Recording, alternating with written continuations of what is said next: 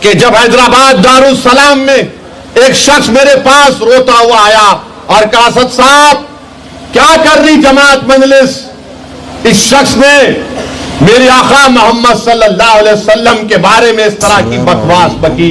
اگر اسد الدین اویسی آج تقریر میں کہہ دے کہ کل دلی میں مودی کے گھر کے سامنے اور یوگی کے گھر کے سامنے مجلس کے لوگ مودی اور یوگی کا پتلا جلائیں گے تو رات میں ہی پولیس پورے مجلس کے اراکین کو گرفتار کر لے گی۔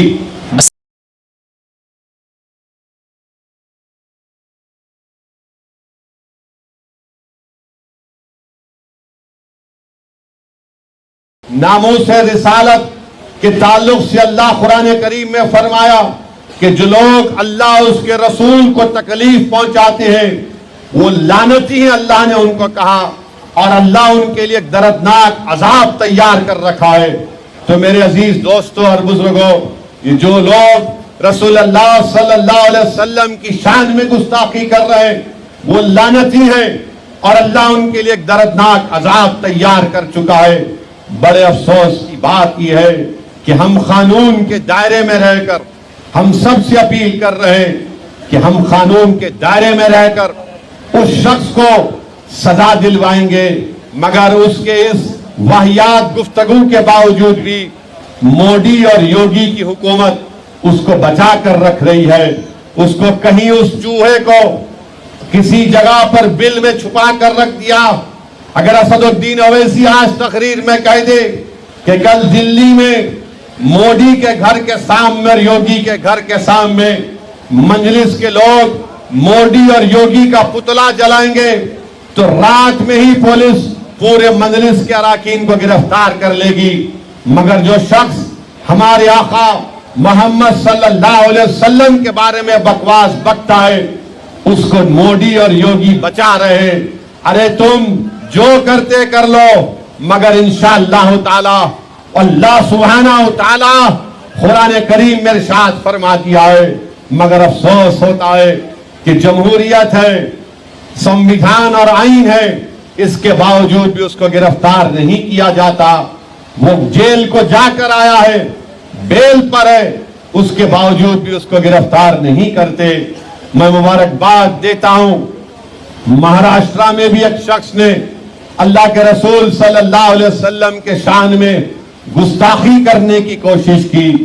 ارے ظالموں، اے گندے لوگوں، تم نہیں جانتے ہمارے آقا دو عالم صلی اللہ علیہ وسلم کے مقام اور مرتبے کو۔ اللہ قرآن میں فرما رہا ہے وَرَفَعْنَا لَكَ ذِكْرَكَ کہ میرے محبوب ہم نے آپ کے ذکر کو اتنا بلند کیا کہ جہاں کہیں بھی اللہ کا ذکر ہوگا وہاں پر ہمارے آقا محمد صلی اللہ علیہ وسلم کا ذکر ہوگا۔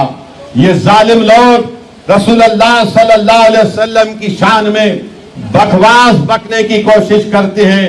ارے وَرَفَعْنَا لَكَ ذِكْرَكَ کا تاج رکھا گیا ہے، ارے تم کیا کر سکو گے؟ ارے تم ختم ہو جاؤ گے۔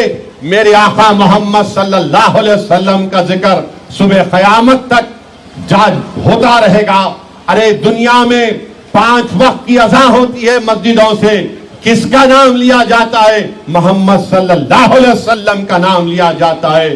یہ لوگ آج مسلمانوں کو تکلیف پہنچانے کے لیے اس طرح کا نام شناب بکواس بکتے ہیں۔ میں مبارکباد دیتا ہوں مہاراشٹرا کے تمام فرزندان توحید کو، امتیاز جلیل کو، کہ انہوں نے اس شخص کی اس بیان پر احتجاج، صدا احتجاج بلند کیا، اور ہم لوگ آبر رسول اور ناموس رسالت پر کوئی کمپرومائز نہیں کریں گے۔ جمہوری طریقے سے قانون کے دائرے میں رہ کر امتیاز جلیل نے ہزاروں کی تعداد میں لوگ اپنی گاڑیوں سے نکلے، مہاراشٹرا سے مختلف مقامات سے اورنگ آباد کو آئے، اور اورنگ آباد سے بھیونڈی تک پورا نیشنل ہائی وے چکا جام ہو گیا۔ ارے بتاؤ، امتیاز جلیل پر انگلی اٹھانے والوں، ہاں امتیاز جلیل میں کمزوریاں ہیں اور اسد الدین اویسی میں بھی کمزوریاں ہیں، ہر انسان میں ہے، مگر ہم تو وہ ہیں نا کہ اللہ نے ہم کو موقع دیا کہ اللہ نے ہم کو عزت بخشی اور کہا کہ اٹھاؤ، تم اپنی آواز کو بلند کرو، تم احتجاج بلند کرو، اللہ نے ہم کو موقع دیا، پہرے داری کرنے کا موقع اللہ نے ہم کو دیا۔ وہ تاتاریوں کے زمانے میں جس کتے نے اس ناموس رسالت کے اوپر جو شخص بکواس بک رہا تھا، جس کتے نے حق ادا کیا، ارے ہم بھی کتے ہیں، ارے ہم تو سودا کر چکے ہیں، ہم تو مدینے کے بازاروں میں بک چکے ہیں، ارے تم کتنا ہم کو بولو گے؟ تم سے نہیں ہوا تو اللہ نے مجلس سے کام لیا، تم کو اس بات کی تکلیف ہے۔ ارے تم بکواس بکتے ہو، مگر جس شخص نے رسول اللہ صلی اللہ علیہ وسلم کے بارے میں اناپ شناپ بکا، تم ایک ویڈیو نہیں نکالتے اس کے بارے میں، تم ایک ویڈیو نہیں نکال سکتے۔ اور امتیاز جلیل جب احتجاج بلند کرتا ہے تو یہ تمام کے تمام میرے عزیز دوستوں اور بزرگوں شروع ہو جاتی ہے۔ ارے دنیا کی سب سے بڑی دولت ناموس رسالت ہے، دنیا کی سب سے بڑی دولت، دنیا کی سب سے بڑی طاقت، دنیا کی سب سے بڑی جس جگہ پر پہرا دینا، وہ آبرو رسول اللہ صلی اللہ علیہ وسلم ہے۔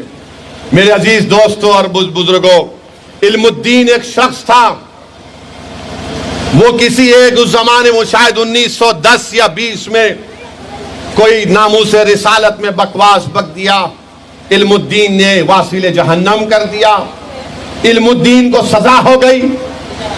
اور جب سزا ہوئی تو دیدار علی شاہ ایک بہت بڑے بزرگ تھے، حضرت دیدار علی شاہ بہت بڑے بزرگ تھے، وہ جب نماز جنازہ علم الدین کا پڑھا رہے تھے تو دیدار علی شاہ غش کھا کر گر گئے۔ لوگوں نے پوچھا حضرت آپ کیوں گر گئے؟ تو انہوں نے کہا اس لیے غش کھا کر گرا ہوں کہ تم جس کو غریب سمجھ رہے تھے، جس کا جنازہ، اس کے جنازے میں محمد صلی اللہ علیہ وسلم کو تشریف لائے تھے۔ تو میرے عزیز دوستوں اور بزرگوں، نوجوانوں یاد رکھو، نوجوانوں یاد رکھو، میں آپ سے جو کچھ کہہ رہا ہوں، ناموس رسالت پر کوئی کمپرومائز نہیں ہو سکتا۔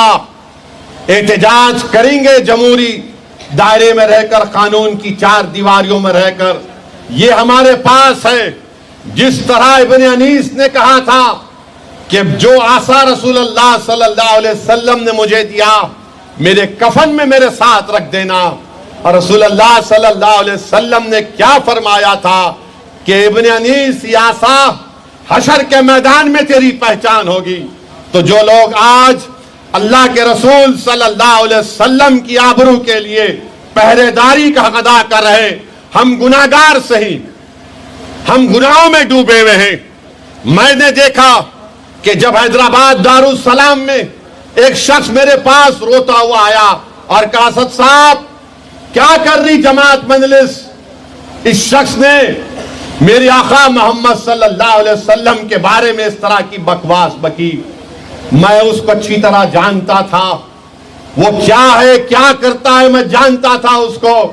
اس نے کہا کہ میں گناہگار ہوں، تم صحیح سوچ رہے، میں گناہگار ہوں، مگر یاد رکھو اسدالدین اویسی، میں رسول اللہ صلی اللہ علیہ وسلم کے در کا غدار نہیں ہوں، میں گناہوں میں ڈوبا ہوا شخص ہوں، مگر آقا کے در کا کتا ہوں، اس لیے تم سے آ کر کہہ رہا ہوں کہ کچھ کرو۔